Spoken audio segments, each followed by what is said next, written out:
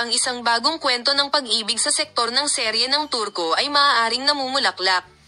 Ang pagpapakita ni Boris at Yagmur Yüksel habang naglalakad ng kamay sa parke ay huminto sa mga tagahanga. Nakita na ang dalawang manlalaro, na kilala sa kanilang katanyagan, ay gumawa ng isang mapayapang marcha na magkasama, ay tila lubos na masaya at komportable. Ayon sa mga tagahanga na nakasaksi sa sandaling iyon, ang pulong ay tila isang sorpresa na nakatagpo, ngunit ang iginiit na kimika sa pagitan ng kapayapaan at pag-ulan ay nagdulot ng lahat kung may iba pa sa kanila. Si Boris, na kilala sa kanyang kamanghamanghang pagkatao, ay hindi mapigilan ng walang ngiti, habang ang kumikinang na hitsura ng ulan ay lumikha ng isang perpektong sandali na iniwan ng mga tagahanga nito. Ito ay nasa sentro ng pang-aakit na tsismis sa loob ng ilang linggo pagkatapos ng pagpunta sa publiko kamakailan. Gayunpaman, alinman sa kapayapaan o relasyon sa ulan ay hindi gumawa ng anumang paliwanag.